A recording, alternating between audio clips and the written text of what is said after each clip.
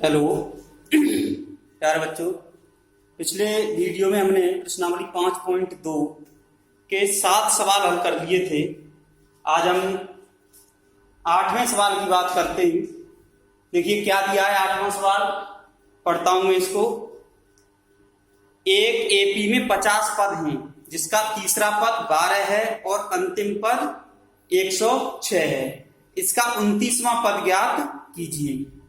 AP में 50 पद दिए गए हैं और उसका अंतिम पद दिया है हमें 106। इसका मतलब हमें दिया क्या गया है, देखिए क्या दिया है वो चीज लिख लो। दिया है एपी में पदों की संख्या दी गई है हमें 50 और अंतिम पद दिया है हमें एल, मान सकते हो इसको 106। अंतिम पद को एल से व्यक्त करते हैं, ठीक है। जिसका तीसरा पद 12 है। क्या दिया है? तीसरा पद 12 तथा तीसरा पद कितना दिया है? 12। तो देखिए माना ना तो इसमें कहीं प्रथम पद की बात हुई है ना सार्वधातुक की बात हुई है। तो माना एपी का प्रथम पद ए तथा सार अंतर डी है, ठीक है। तीसरा पद क्या होता है? तो देखो टी एन बराबर A plus N minus 1 into D से, ये एनवां पद हो गया हमारा। तीसरा पद क्या होगा? T3 is equal to A plus 3 minus 1 into T. T3 हमें दिया है तीसरा पद। T3 का मतलब तीसरा पद कितना? 12 बराबर ए प्लस 2d। इसको समीकरण 1 डाल दिया हमने, ठीक है। या इसको ऐसे लिख दो, a प्लस 2d बराबर 12, समीकरण 1। पुनः अंतिम पद L बराबर क्या होता है, मैंने बता दिया था तुम्हें फॉर्मूला। अंतिम पद L इज इक्वल टू होता है a plus N minus 1 into D. अब n का मान कितना दिया है इस रेडी में? यहां पर एपी में कुल पदों की संख्या दी गई है हमें 50। कितनी दी गई है?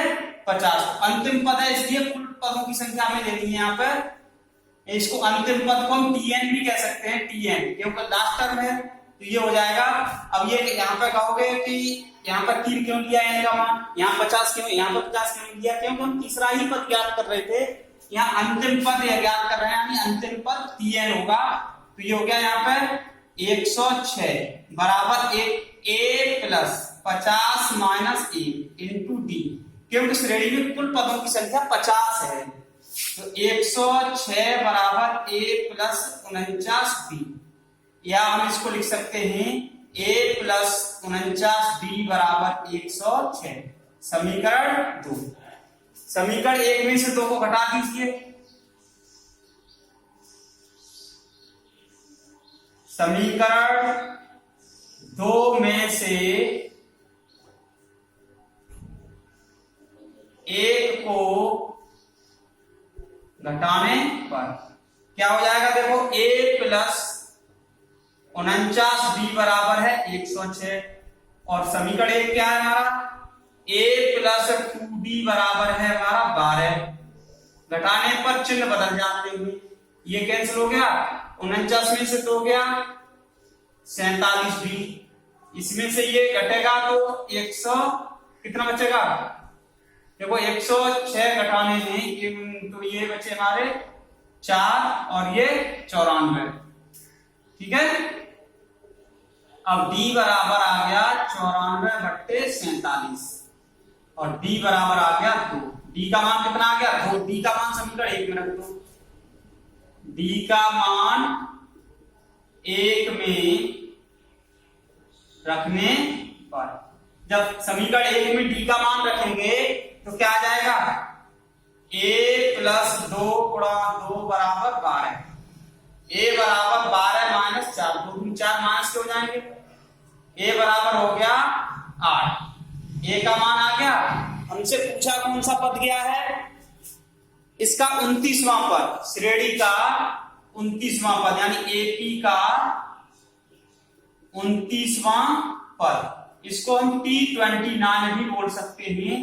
इसका मतलब है 29वां पद क्या हो जाएगा, A plus 29 minus 1 into D. एनवां पद क्या होगा, A plus N minus 1 into D.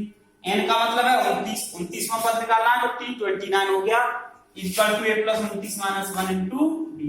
तो ये आ जाएगा T29 इक्वल टू ए का मतलब 8, 29 में से 1 गया 28, और डी का मतलब 2।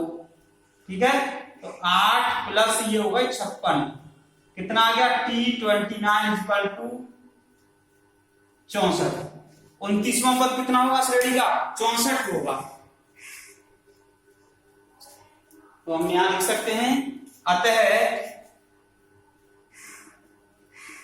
एपी का 29वां पद 64 होगा। देखो हमें दो कंडीशन दी गई थी, पदों की संख्या दी गई है, यानी एन का मान दिया गया था। अगर हम लास्ट टर्म लेते हैं तो इसको अंतिम पद भी कह सकते हैं, या मैं यहां पे ही लिख दे रहा हूं, इसको हम T50 बराबर 106 भी कह सकते हैं। कितना, T50। इसका मतलब ये है, ये T50 है, यानी अंतिम पद ही तो है 50, श्रेणी में कुल 50 ही पद है, तो 50वां पद 106 होगा। क्या होगा, 50वां पद 106 होगा। अंतिम पद 106 है, तो 50वां पद 106 हो गया। इसलिए T50 बराबर 106। यहाँ पे L बराबर जो मैं लगाया है, या तो L समझ लो या T50 समझ लो, एक ही बात है। इसके बाद इन दोनों को हल कर लिया हमने, ए और डी के मान ज्ञात कर दिए, और हमारा ये सवाल हल हो गया। एपी का 29वां पद।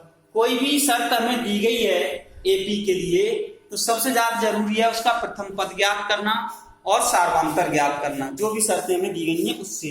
ठीक है, अब देखिए, चलिए अगले सवाल की बात करते हैं।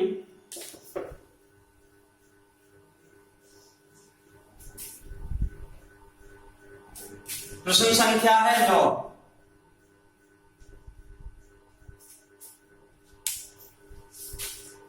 प्रश्न संख्या 9 क्या दिया गया है, देखो मैं पढ़ता हूं, किताब अपने पास रखें, अच्छा रहेगा। यदि किसी एपी के तीसरे और 9वें पद क्रमशः 4 और -8 है, तो इसका कौन सा पद शून्य होगा। क्या दिया है, एपी के तीसरे और 9वें पद दिए गए हैं, तो कौन सा पद शून्य होगा, यह पूछा जा रहा है हमसे। तो यहां पे कहीं प्रथम पद और सार्वधांतर की बात नहीं है। तो देखिए, माना एपी का प्रथम पद ए तथा सार्वधांतर बी है। ठीक है, ये मान लिया। अब दिया क्या है हमें, दिया है तीसरा पद। तीसरा पद कितना दिया गया है हमें, तीसरा पद दिया है 4 दिया है, और तीसरे पद को हम लिखेंगे कैसे, बता सकते हो कोई। दिया है तीसरा पद 4 है, तथा T3 यानी तीसरा पद क्या होगा, T3 को कैसे लिखेंगे, a plus 3 minus 1 into D. यहां पर मैं बता दे रहा हूं किससे, Tn बराबर a plus n minus 1 into D से। ठीक है, यही तो होता है सूत्र हमारा। अब T3 हमें दिया है, तीसरा पद कितना दिया है 4 equal to a plus 2d, या इसको क्या लिख सकते हैं, a प्लस 2d बराबर 4। समीकरण 1 मान लिया हमने इसको, क्या मान लिया, समीकरण 1। पुनः क्या दिया है, पुनः 9वां पद बराबर हमें दिया गया है, 9वां पद है -8। ठीक है, अब जैसे T9, अब 9वां पद ऐसे तीसरा पद निकाला, और 9वां पद क्या हो जाएगा, T9 इक्वल टू है हमारा 8। अब T9 इस सूत्र से क्या हो जाएगा, a plus 9 minus 1 into D. बराबर 8 हो गया। तो a प्लस 8d बराबर 8, समीकरण 2। 1 और 2 को हल कर लीजिए। समीकरण -8 है, माइनस का 8 है भाई। समीकरण 1 में से 2 को घटाने पर, जब घटाएंगे तो देखो क्या आ जाएगा, एक क्या है हमारा a प्लस 2d बराबर है 4, और दूसरा समीकरण है a प्लस 8d बराबर है -8।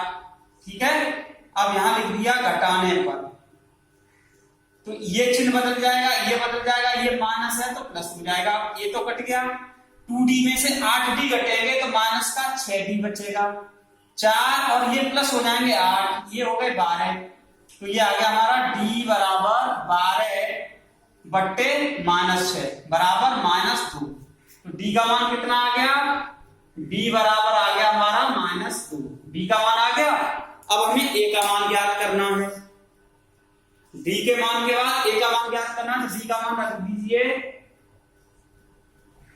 d का मान समीकरण 1 में रखने पर, ठीक है, d का मान निकाल लेते हैं। a प्लस 2 गुणा -2 बराबर 4 है, a माइनस 4 बराबर 4 हो गया, a बराबर हो गया 8 हो गया। a का मान आ गया, d का मान आ गया। अब हमसे पूछ क्या रहा है, तो इसका कौन सा पद शून्य होगा। पुनः माना AP का nवां पद शून्य है, अर्थात कैसे लिख सकते हैं, tn बराबर 0।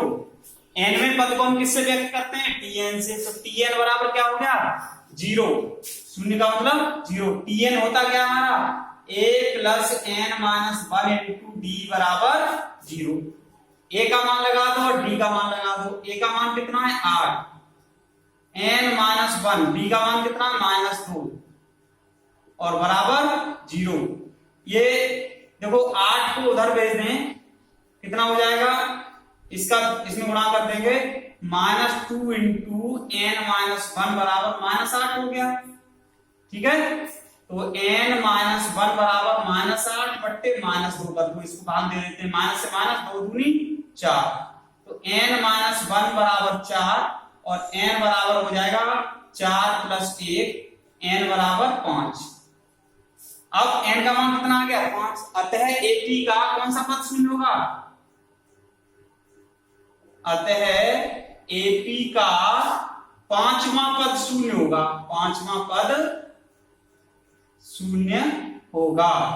क्यों, हमने क्या माना था, nवां पद शून्य है और n का मान कितना आया 5, तो कौन सा पद शून्य हो गया, 5वां पद शून्य होगा। अगर हम इसका 5वां पद निकालेंगे तो 0 ही आएगा। ठीक है, तो ये आ गया हमारा 5वां पद शून्य हो गया। हमें जो शर्त दी गई थी उससे हमने a का और d का मान ज्ञात कर लिया। a का और d का मान ज्ञात करने के बाद हमने मान लिया कि AP का nवां पद शून्य, यही पूछा गया था हमसे कि AP का कौन सा पद शून्य होगा। मान लिया हमने nवां पद शून्य है, तो tn बराबर 0, nवां पद शून्य है तो tn का फॉर्मूला होता है a plus n minus 1 into t बराबर 0। a का और d का मान लगा दिया और n का मान निकाल लिया। ये ध्यान रखना, इन सभी सवालों में जितना भी हम समांतर श्रेणी पढ़ेंगे, n का मान हमेशा एक प्राकृतिक संख्या होगी, यानी धनात्मक पूर्णांक होगा, न तो वो भिन्नात्मक हो सकता है न ऋणात्मक हो सकता है, ये ध्यान रखिए। चलिए 2 प्रश्न हो गए इसके, अगले प्रश्न की बात करते हैं।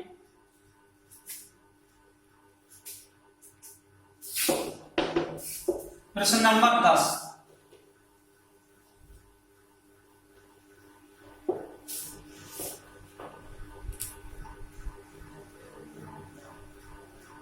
प्रश्न नंबर 10 है। देखिए मैं सवाल को पढ़ता हूं पहले, उसके बाद समझेंगे अच्छे से। क्या दिया है, किसी AP का 17वां पद उसके 10वें पद से 7 अधिक है, 17वां पद 10वें पद से 7 अधिक है, इसका सार्वंतर ज्ञात कीजिए। सार्वंतर का मतलब d ज्ञात करना। ठीक है, तो देखिए माना एपी का प्रथम पद ए और सार्वधांतर डी है। ये तो मानना ही पड़ेगा हमें क्योंकि प्रथम पद हमें दिया नहीं है, उसकी जरूरत पड़ती है। अब सार्वधांतर डी है तो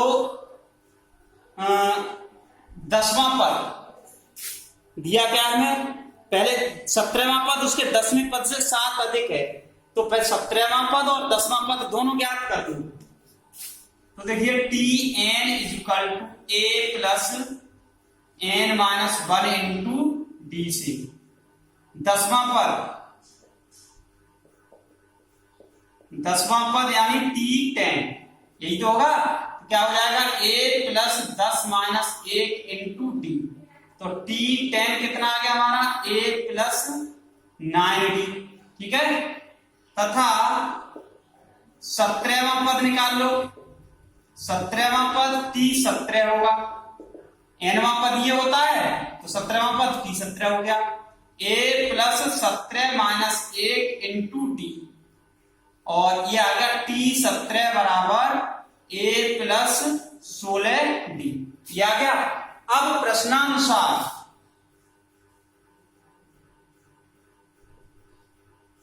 प्रश्नानुसार हमें क्या दिया गया है कि 17वां पद उसके 10वें पद से 7 अधिक है, यानी टी 17 बराबर टी 10 करना है हमें। 17वां पद 10वें पद से 7 अधिक है, कौन अधिक है 17वां पद, तो हम इसमें 7 जोड़ दें तो 17वें पद के बराबर हो जाएगा। 17वां पद 10वें पद से 7 अधिक था, यानी ये 7 कम था तो इसमें 7 जोड़ दिया हमने तो 17वें पद के बराबर आ गया, या इसमें 7 घटा दें तो ये इस पद के बराबर आ जाएगा। अब देखो टी 17 का मान लगा दो, ए प्लस 16 डी बराबर 10वें पद का कितना है ए प्लस 9डी और प्लस 7, तो ए से तो ए कट गया तुम्हारा, इसको इधर ले आओ, 16d minus 9d is equal to 7, 16 में से 9 गए, 7d बराबर 7 और d बराबर 7/7, कितना आ गया d बराबर आ गया a। AP का सार्वधांतर कितना आ गया, अतः AP का सार्वधांतर कितना होगा 1 होगा, सार्वधांतर 1 हो गया। एपी का सार्वधांतर 1। बहुत सिंपल क्वेश्चन है इसके भी, और बढ़िया इंटरेस्टिंग टॉपिक है ये, समझता अगर अच्छे से समझते हैं तो बहुत अच्छे से समझ में आएगा। हमें 10वां पद दिया, एक ही शर्त दी गई थी, 17वां पद 10वें पद से 7 अधिक है।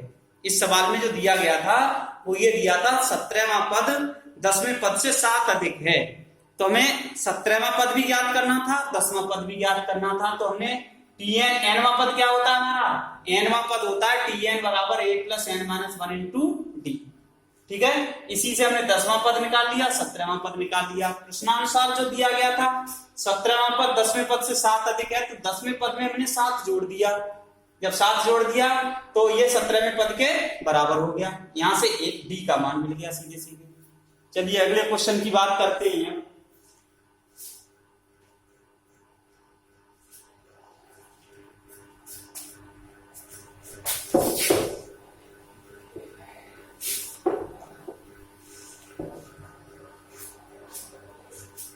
अगला प्रश्न दिया है हमें 11वां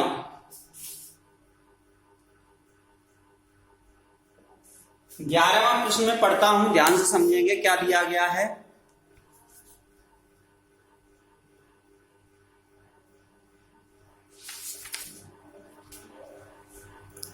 एपी दी गई है 3, 15, 27, 39 का कौन सा पद उसके 54वें पद से 132 अधिक होगा। तो सबसे पहले तो जो एपी दी गई है उसे लिख लो।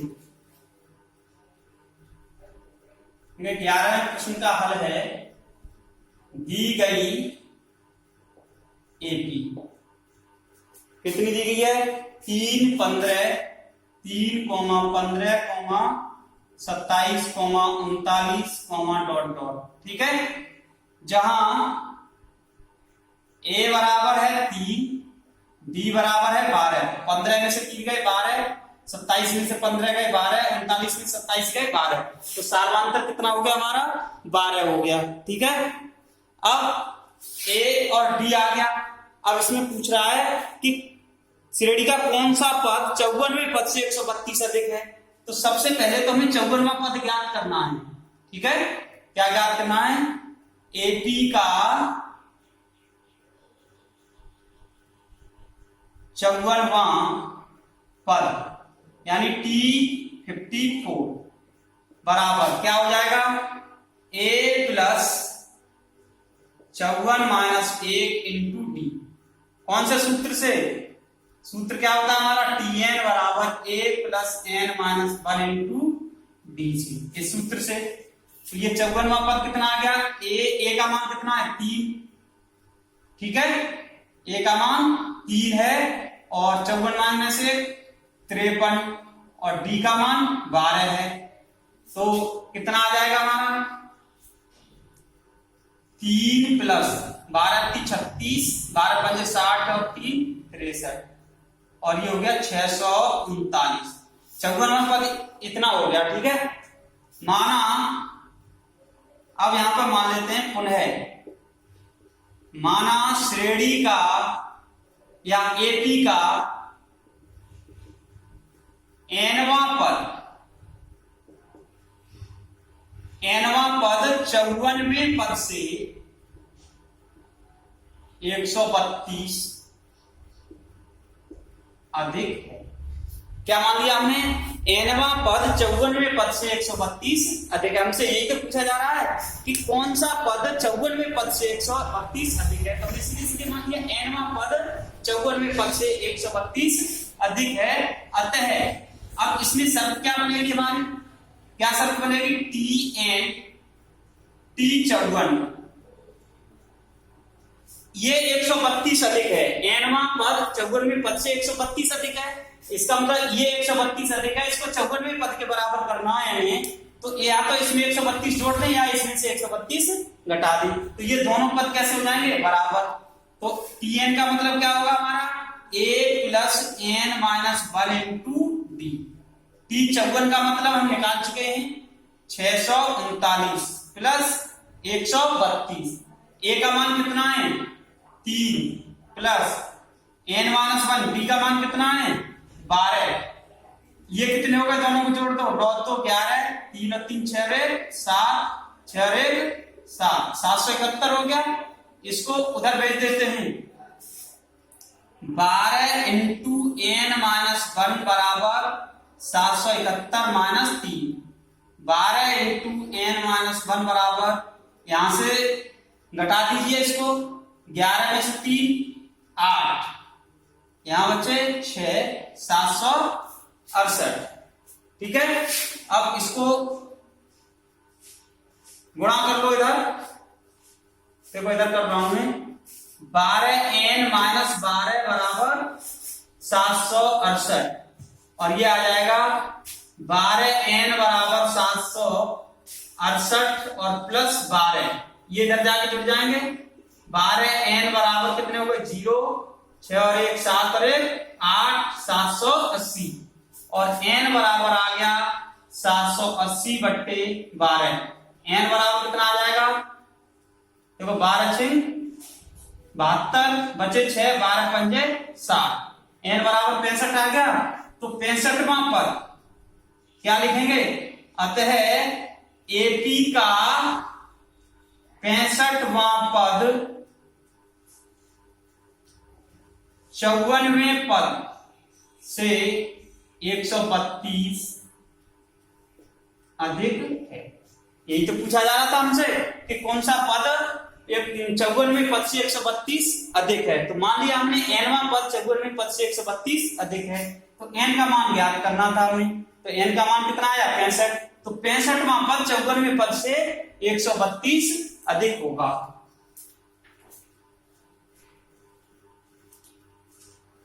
ये हो गया तुम्हारा सवाल नंबर 11। अब देखिए इसके बाद इसमें ऐसे ही सभी सवाल हैं इसके छोटे छोटे। तो अब इससे अगला जो सवाल है वो अगले वीडियो में बताता हूं। इन सवालों को ध्यान से देख के सॉल्व करें।